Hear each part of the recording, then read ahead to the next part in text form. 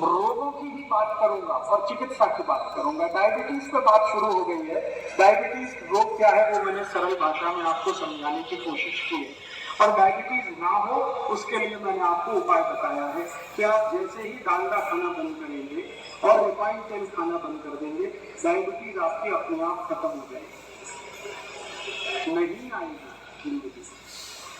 अब और एक तो माहिती दे देता हूँ डायबिटीज के बारे में, क्योंकि ये रोग आजकल बहुत हो गया है। हमारे भारत के ऐसे ऐसे लोगों को ये रोग आ गया है जिनकी कभी कल्पना नहीं करते थे कि उनको डायबिटीज हो सकता है।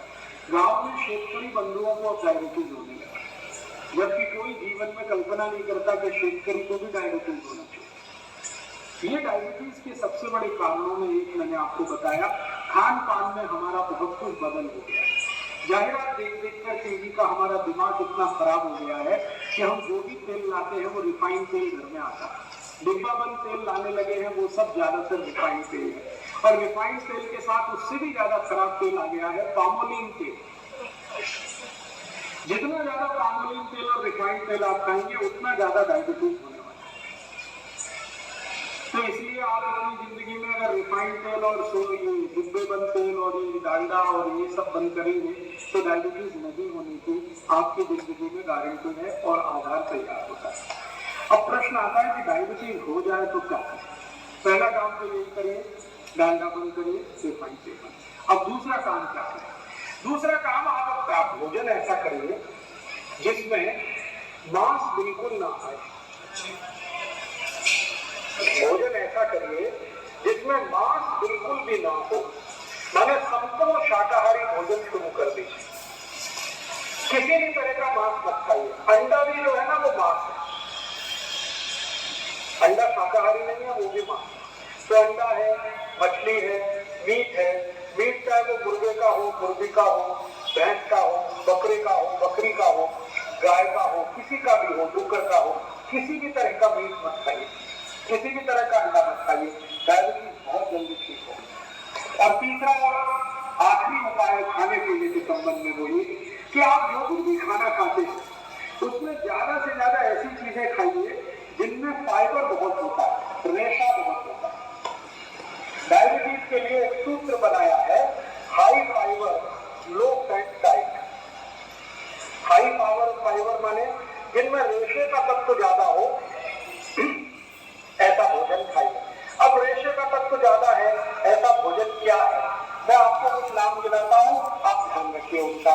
सबसे ज्यादा रेशा है दालों में, मूंग की दाल सबसे ज्यादा, मसूर की दाल सबसे ज्यादा, चने की दाल बहुत रेशा है, तुअर की दाल उसमें भी काफी रेशा है।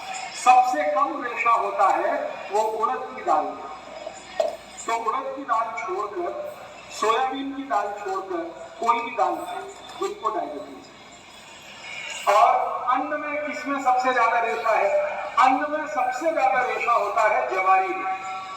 तो जिनको भी डायबिटीज है उनको हमेशा जवारी की भाकरी खानी चाहिए या जवारी की रोटी खानी चाहिए। और सबसे कम अन्न में जो रेशा है वो है गेहूं में, तो गेहूं सबसे कम है।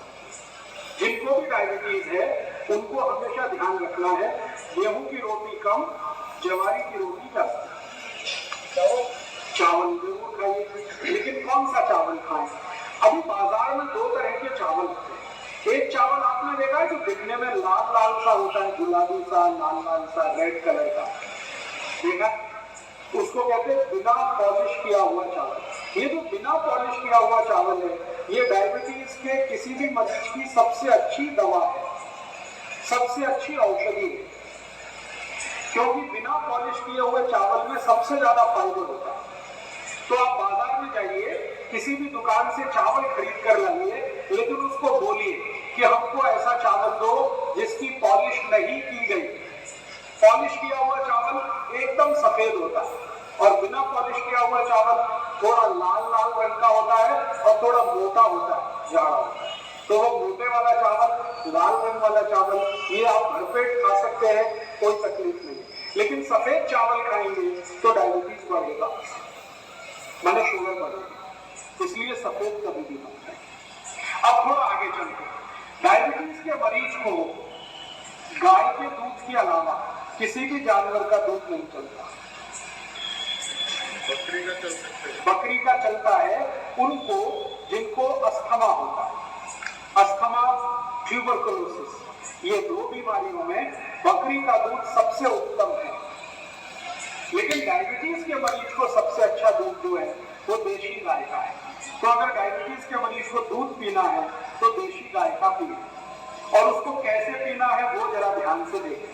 देशी गाय के दूध को गर्म करें, गर्म करने के बाद वो ठंडा हो जाए, ठंडा होने के बाद उसके ऊपर से मलाई निकाल दें, फिर दोबारा गर्म करें, फिर एक बार ठंडा करें, फिर एक बार मलाई निकाल दें, फिर तीसरी बार गर्म करें, फिर ठंडा करें, फिर मलाई निकाल दें। 3 बार मलाई निकालने के बाद जो दूध बचा, ये डायबिटीज के पेशेंट को पीना चाहिए।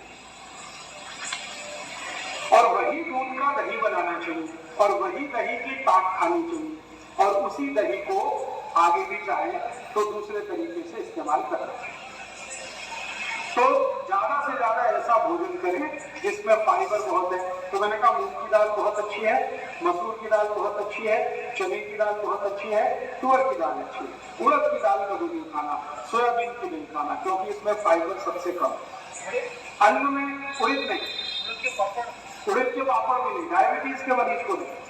स्वस्थ अगर आदमी है तो वो खा सकता। अभी अन्न में मैंने बोला सबसे ज्यादा जवारी की रोटी खानी है। जवारी के बाद जो सबसे अच्छी रोटी है आपके लिए बाजरी की है। उसके बाद तीसरे नंबर पर जो सबसे अच्छी रोटी है वो मक्की की। गेहूं की रोटी सबसे कम खाएं उतना अच्छा है, और गेहूं की रोटी खानी ही पड़े तो उसमें चने का आटा मिला के खाएं, माने बेसन।